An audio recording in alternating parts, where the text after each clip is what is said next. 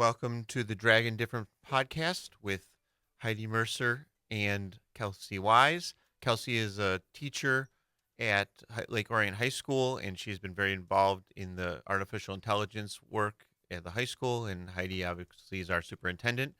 And I'm Mark Snyder. I'm the director of communications, and we're going to have a great conversation today just about all the things that the district is doing looking forward. If you want to start off, Kelsey, do you want to give us a little bit about your background and kind of how you got into education and where that started?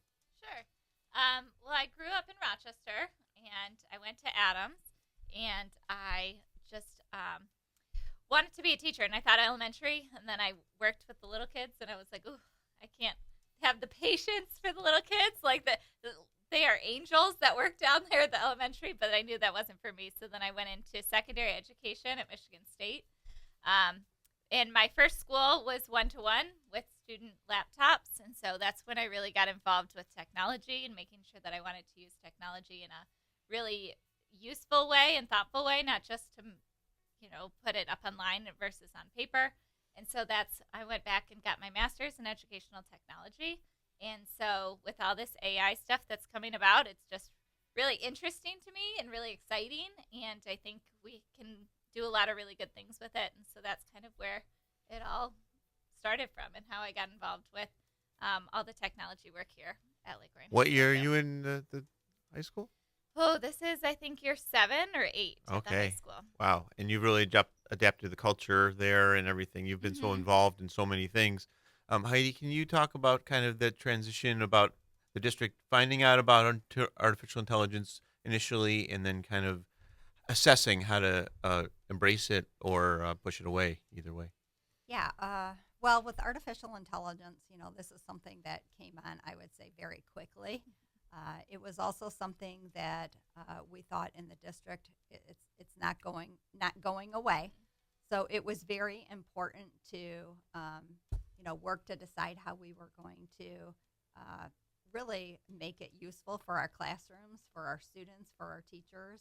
And so that's when we started leaning on Kelsey. I knew that she had not only a passion for technology, but being in her classroom, she integrated technology all of the time. And so talked to her about artificial intelligence and how we could start talking to teachers about the use and to students as well, and adopting some policies within our own district. There was some fear right at the beginning, right? Because everyone, education, I guess, and just in the world in general, is concerned about artificial intelligence and the negatives of it. And there's so much attention on the negatives. What did you have to kind of process all the negatives and then see, well, maybe there is another part to this? Yeah, it was very interesting because there were several districts, even districts around us, that were not, they absolutely no, we are not going to use any kind of artificial intelligence. And we felt differently. It was something certainly that we knew that we were not going to be able to shut down. I also think that many teachers and students and parents as well didn't even realize that they were already using artificial intelligence and have been for years. Oh, okay.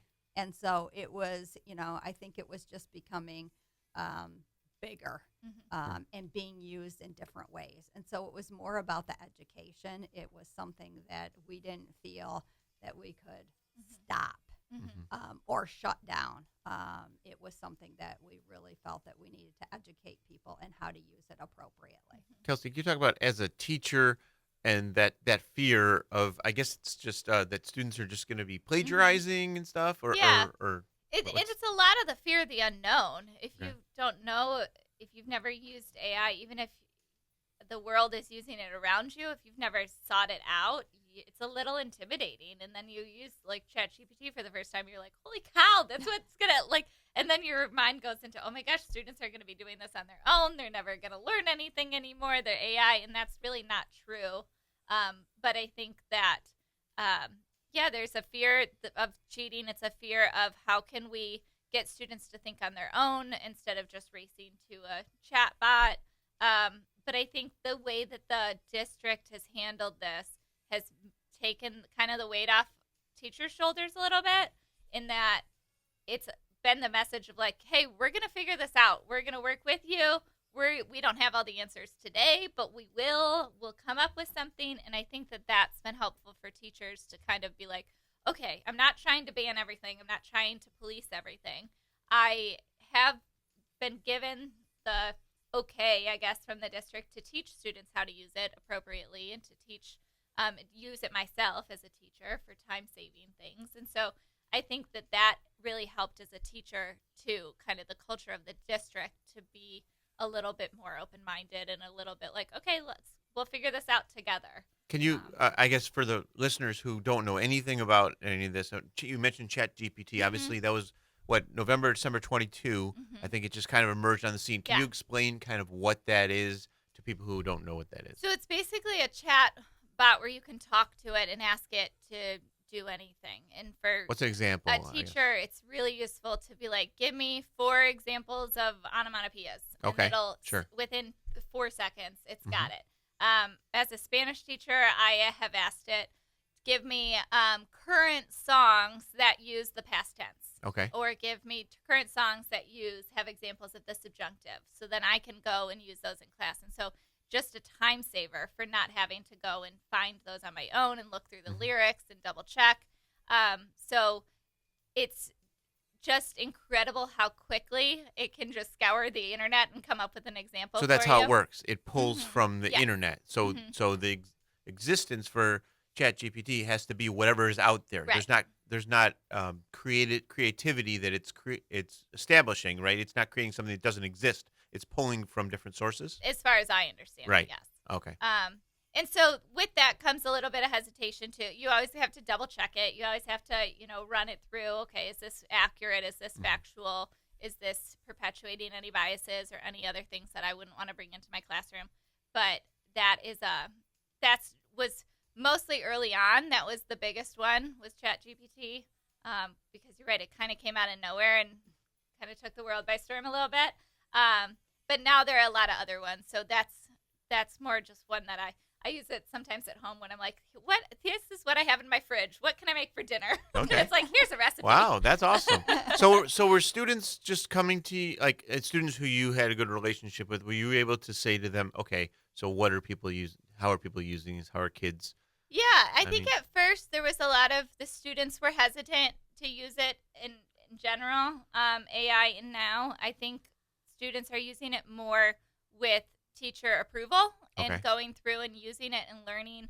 I know that Corey Haddad has done a lot of work with Our social studies coach. media literacy and teaching students how to verify the facts that AI is spitting out at you. Because now there's AI built into everything. They don't even need to go to ChatGPT. I mean, there's an AI bot on Snapchat now too. So it's like, I was just on Amazon doing Christmas shopping, and now it says at the bottom, like, AI generated customer reviews. And they, like, take all the reviews, and so you don't have to read 20 reviews. You read one. Oh, wow. So it's everywhere. So, but I think that a lot of teachers have taught students how to use it appropriately, which has really helped, because I think that students now know the difference, too. They've been taught, like, oh, no, that's cheating. I can't do that. I'm not putting this into ChatGPT and having it write it for me, because that's cheating. Like, they've been taught those things for how to use it appropriately. So Heidi, the mentality, I guess, initially is you're scared about the negatives, you're scared about the cheating because you want to have, and then at what point do you, in your mind, kind of flip and say, what are the advantage of this, and then find someone who, like Kelsey, who can implement it? I mean, how did that flip in your mind, I guess, as the leader of the academics department? Well, I think it's really important. It's all about the education. So as, Kelsey has pointed out, if we don't educate students and show them how to appropriately use it, then we can't expect that they just automatically know and understand, right, what we are going to consider cheating and what we're considering, using it as a resource. There's a difference. And so that's the important piece where I think, it's all about educating students and making sure that they understand how it works. Because again, it's not 100% accurate. There are some biases, and so they need to recognize and understand all of that in order to be able to use it appropriately. And so I think that that's very important. Mm-hmm. So Kelsey, take us through the steps. You get the permission of the teaching learning department, Mm-hmm. and then you go with them. Do you go to your principal, Dr. Haas, and kind of have a conversation with him or the assistant principals? And how do you start to work it into the classrooms? It kind of all happened around the same time. Okay. It was a lot of teachers wondering and kind of teachers asking questions and kind of teacher discussions that would lead to, hey, are we ever going to have a PD about this? Or Okay. that kind of prompting from teachers. And then I know Dr. Haas went to some conferences over the summer where that was a big push from the conferences about how to implement this into the school. And now, yes, we've had several meetings with assistant principals about setting clear expectations and guidelines for students moving forward, just to make sure that it's all very clear what can be expected and what's not. And then, of course, the students themselves are just curious and they hear about it. And so it kind of all happened at one time, and it was a lot of interest from a lot of different people all at one time that kind of, and then people went off and started running with it. So take us through. You have a couple different ways that you brought it to the staff. You told them to use different tools. Can you take us through some of the tools that you Yeah, last year we spent a lot of time at the high school and with some at the middle school too, like on MLK PD, giving teachers AI tools that they can use on their own, because I thought it was important that teachers understood how AI kind of worked and how they could harness AI to save them time or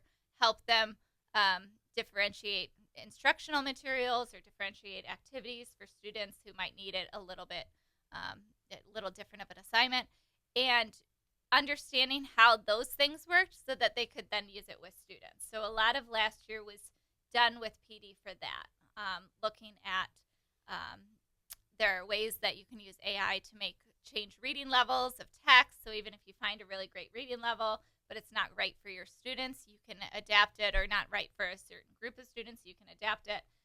There's text-to-speech tools that help struggling readers or just people that would prefer to hear it, auditory learners, and things like those. And then just the time-saving things like I was talking about with examples. Write me an example of this. There's some of them that are write me an exemplar, and you can upload your rubric and then write me an exemplar answer. So you can kind of go through those with students or kind of grade on the rubric and say, what would a student earn on this if this is what they gave out? So last year was a lot of that. This year has been a lot more PD and trying of using things with students. And there's been a lot of teachers at the high school who have used and tried different AI resources with students, and that's a lot of vulnerability on the teacher's part, so I commend them because they're standing in front of 30 students being like, we've never done this before. Right, We've never right. tried this before. We're going to see how it goes. And that can be tough. So I think that those teachers are doing a really great job of trying to teach students how to use it while they're teaching themselves too. When you presented to the Board of Education, I think that was in September, you talked about the Class Companion plan. Can you tell us a little bit about that? Yeah, so we're piloting this website called Class Companion, and it's a tool that teachers can use. It's mostly for writing, but they've started to implement multiple choice questions and other types of questions on there too. But a teacher can upload a short answer question or an essay question and a rubric, or it can create the rubric for you, or you can pull on things like AP rubrics or other common rubrics. And it grades the student answer instantly. And it gives positive feedback as well as some suggestions to improve. And you can decide as the teacher if you want it to give a grade or just feedback to the student. The student can flag an answer if they say, hey, no, I think I did this, and the bat's marking me wrong. They can flag it. And, of course, the teacher looks through all of them. Anyway, but it's really great because on the spot they can get feedback. And sometimes it's just as easy as, you're off to a really great start, but could you give an example of how X, Y, Z? And the student's like, oh, well, yeah, I can do that. And they can do that. It's immediate. It's fast. They don't have to wait a couple of days for the teacher to read through all the answers and give them feedback. So we have 30 teachers from the high school that are part of the pilot. And then we have even more that have tried it just on their own with the free version, but didn't want to commit to the pilot yet. And overall, the feedback from students has been kind of funny because they're like, well, I don't like it. It makes me work hard. It's Okay. like, go good. Right. But then other students are like, it's great. I get instant feedback right away. And they're like, I don't have to wait, especially using it in the AP type classes where they are very specific with their writing and their rubrics. So the students are appreciative that it gives it such quick feedback for them. The teachers love it because of the quick feedback. Then they can go back through. They can set different attempts for questions. So they can say, okay, you have 3 attempts to answer this. Or even the multiple choice questions, it gives feedback for why the answer's wrong. And it's really good. It's a really good platform, too. Heidi, when you look at this, you've been leading the academics here for more than 15 years. And you were a principal before that.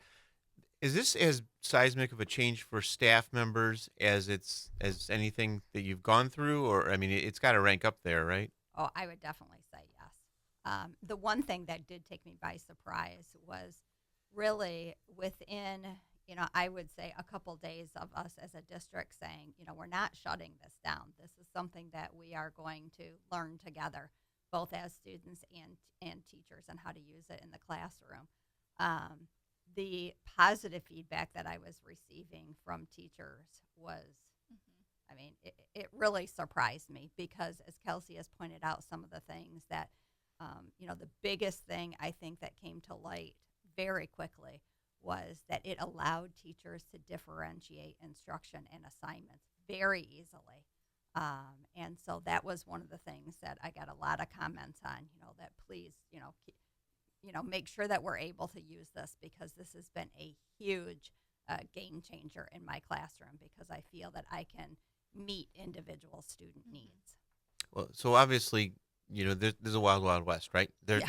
None of it's tested. I mean, you're running a pilot. Oh, you're running a pilot of something that's like less than a year or two old. So is there some guardrails that you still have to have? I mean, I know you want to embrace it, but at the same time, it can't be wide open, right? No, and there are things, yes, that we have. We have certain platforms that we are using. We have expectations that we have laid out for students that are, on the high school syllabus. So yes, there are some guardrails that it's just not, a free for all. But we are learning every single day. So there's PD that was offered to teachers. What similarly is offered to students in terms of training them or showing them how? Yeah, a it lot works? of teachers have worked with them of just starting, I guess, with the Class Companion and other websites or other tools that are built for education, that all their data kind of stays in-house, but even still reminding them that, hey, you're putting this out there to an AI, and how AI gets its information is by feedback and by learning and by gathering information from the internet. So even though what we have been using in school keeps the data all in-house, we want to kind of bring that point home to students of like, don't put out your personal information in there because we don't want them to turn around and use Interesting. it on their own in Interesting. not a school Sure. setting and give out personal information or personal details about Oh, themselves that they interesting. shouldn't. So there's been a lot of teaching and coaching of students to explain this is appropriate, this is not, this is, we can use AI to generate ideas maybe, but then you have to write the response or whatever it is in the class.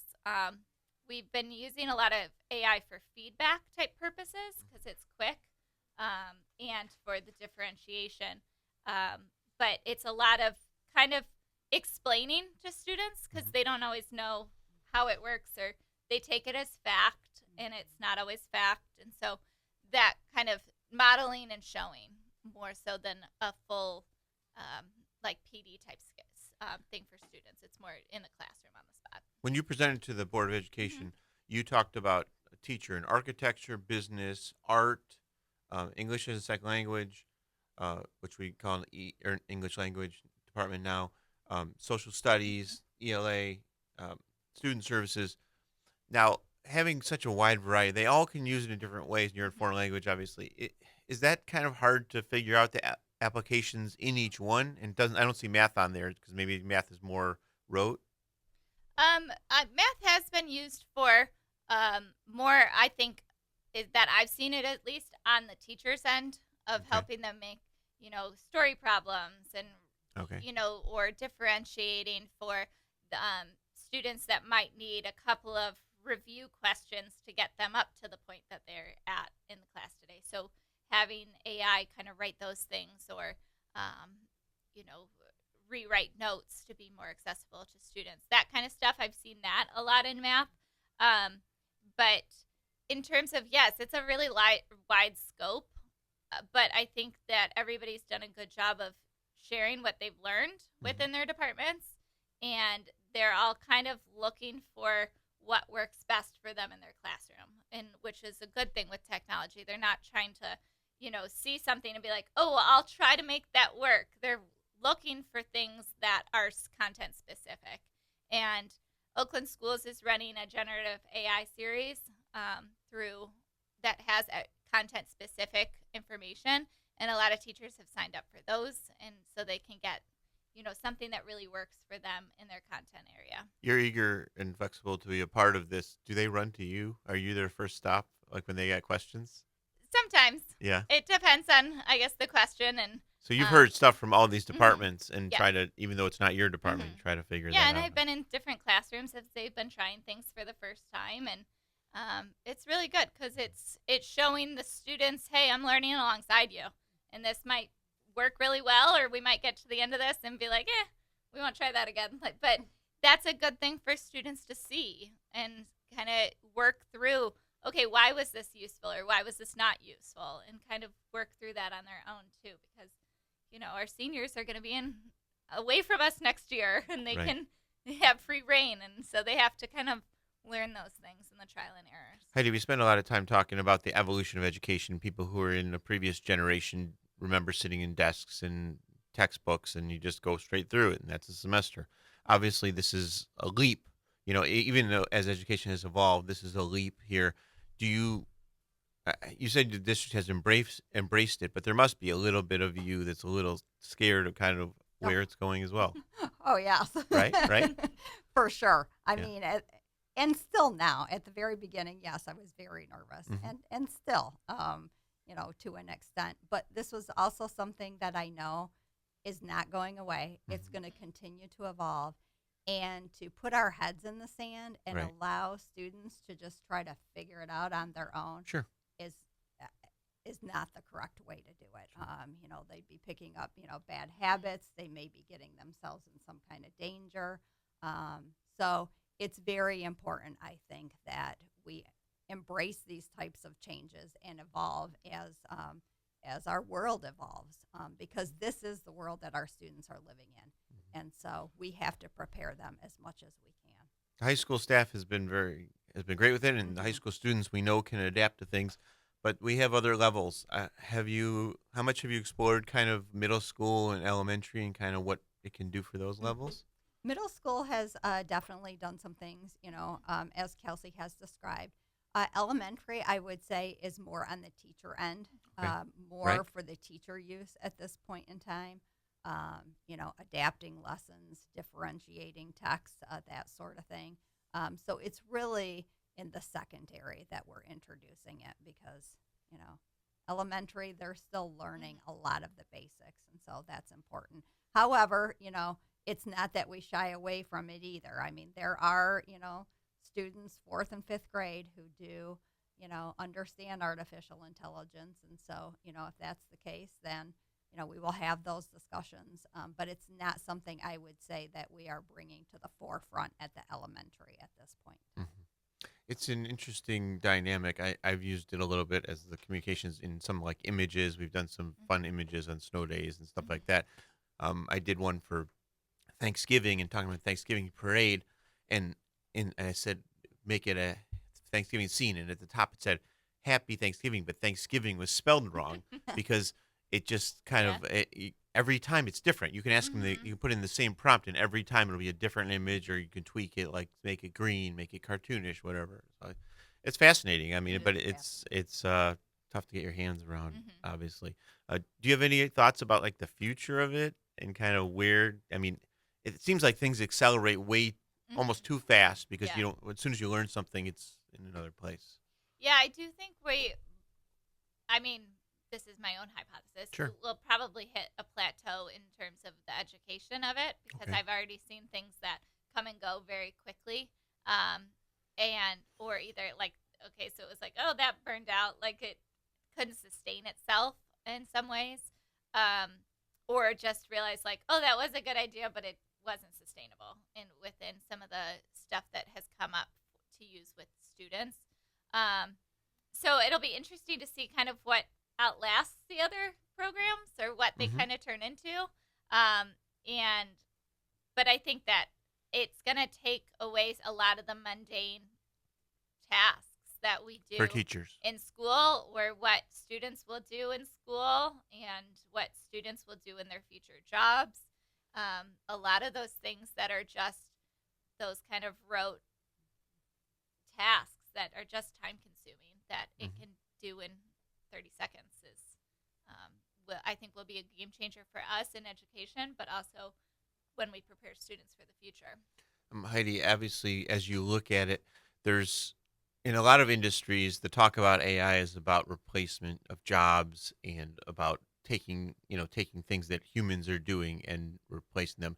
In education, obviously, it's such a one-on-one, hands-on. It's probably not going to replace teachers, but is that something that you kind of, as a superintendent, kind of see down the road that you want to make sure that we have this human contact and everything more so? Yeah. I don't see that it would ever take the place of a teacher. That it doesn't have that human connection that I think we know is so important in education. Our students need to have a relationship with teachers and need to feel connected, I think, in order to perform and achieve their best. They're not going to get that from any AI. However, I do think that, as Kelsey was describing, the support, the feedback, it is sort of like having your own personal tutor to an extent, but it's the human touch, the human interaction is just not there, and that piece is critical. Sure. And I don't think it would get rid of teachers, like Heidi was saying, but I think that it might get rid of some tasks that we ask students to do, and it will change assignments to be more about critical thinking and more about creativity.